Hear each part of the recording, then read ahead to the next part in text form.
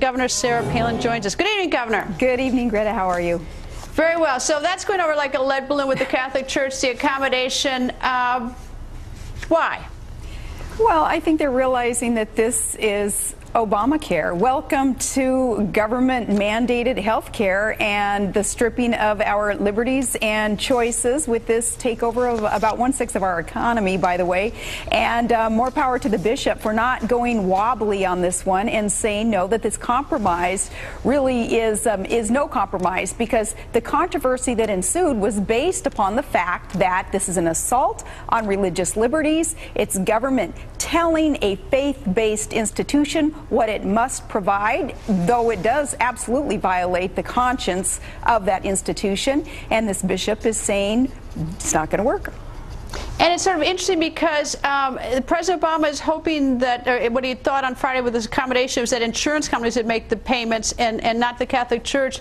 But the interesting thing is that many of these Catholic hospitals are self-insured so that they would have to pay for it themselves. I mean, so I don't think, I'm sort of stunned at how poorly this was thought out by the Obama administration. They didn't think that one step ahead. Yeah, very poor politics that they would choose such a battle. One, to pick a fight with faith-filled Americans. You know, we will fight, as the father had said earlier on the Hannity show, we'll fight to the death for our freedom of religion and for the rights that are protected by our United States Constitution. This is an un-American act of our president. Anything that would so blatantly violate an amendment within the United States Constitution is un-American. And Barack Obama needs to rethink what he has just done to the people of America, because we're rising up on this one. We're not going to back off, and we're not going to say, okay, it is all right that such a violation of conscience, such a violation of those things that our founders fought and died for, we're just going to sit back and let it happen to us. Not this time.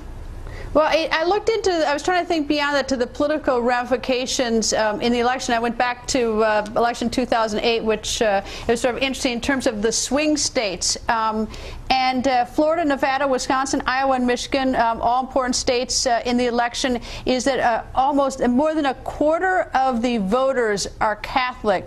And it'll be interesting to see to what extent, because many, practicing Catholics also use contraception, but it'll be interesting to see, how much influence that the Catholic Church will have on the flock. It will be interesting to see which institutions are quite influential in whatever the outcome will be on this. But Greta, what will be interesting too is 9 months from now, when the general election finally takes place, to realize that this isn't a partisan issue.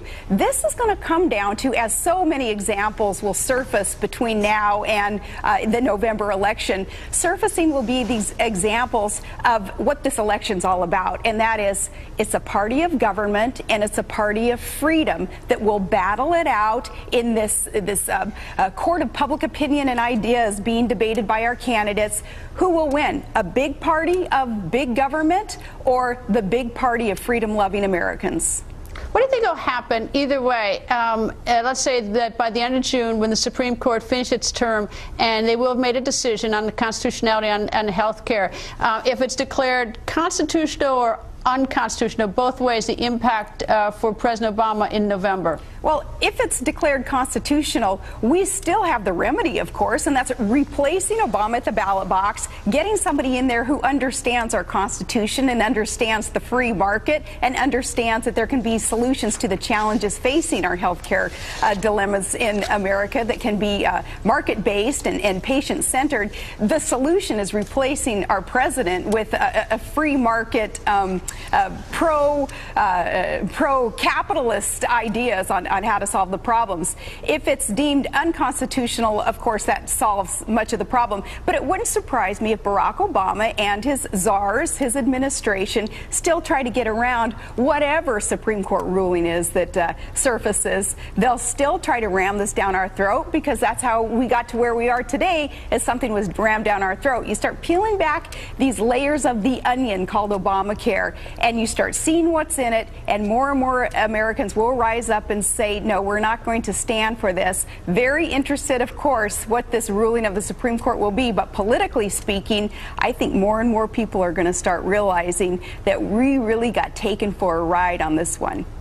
I actually think if it's declared unconstitutional that it will fuel his candidacy in an unusual way, in that people will be basically energized to try to repair that which they think should be repaired. But anyway, let me ask you about another question. Your Twitter account and Facebook. You are now sort of. I saw that you gave a shout out to Alan Dershowitz, professor at Harvard. Yes, I'm appreciative of Alan Dershowitz being very bold and nonpartisan with quite a few of the positions that he has taken. You know, he defended me, stuck his neck out when he didn't have to on the whole Gabby Giffords shooting issue, where I and a lot of conservatives were being blamed for that, and Alan spoke up about some verbiage that was used to defend me, and I followed him closely in his career, and especially of late when he's chimed in on some of these issues, and wanted to retweet some of the things that he has said recently. Well, one of the things that he's challenging is he's asking. He thinks the Democratic Party should back away, my word, from Media Matters, which is an organization that has a tax-exempt status. And recently, it's come to light that one of their activities is a target on Fox News and do something about it, which brings it out of the charitable or nonprofit area and into something much different.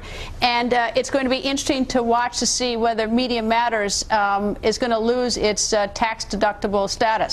Well, and regardless of the tax-exempt status that they abuse there, I think what the professor was perhaps getting at too was this abuse of the freedom of the press, where Media Matters so obviously abuses via lying about organizations and individuals, and then reporting that as fact. I believe that the professor was kind of calling them on the carpet on that too, just trying to hold the press accountable, so that we don't squander what it is that we have inherited, what it is that we have been given by others who have fought and died for that right in our Constitution protected also.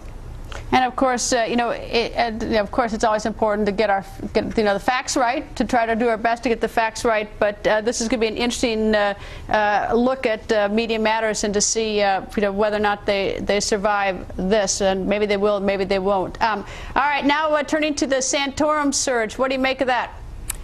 I think that it is indicative still of GOP and independent voters not being convinced that any one candidate yet has all the solutions, and that's because we spend so much time with this inside baseball stuff talking about who's up and who's down in the race, when what we are seeking is for these candidates to really start debating the ideas on how to get all Americans up, instead of 46 million Americans living in poverty, 13 million Americans not being able to find work, government dependency increasing 23% under Barack Obama. Where we are headed, what are we going to do about it? We want to start hearing from the candidates what we can do about that, what their ideas are.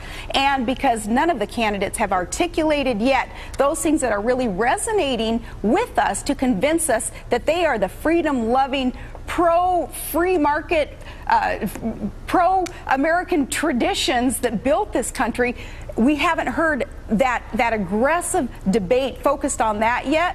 We're still trying to decide who it's going to be. So that allows one candidate to rise one week, another candidate to rise the next week. That's what we've been watching. Yeah, it sure is a roller coaster. Anyway, Governor, thank you. Thank you so much. Coming up, we have new information tonight about Whitney Houston.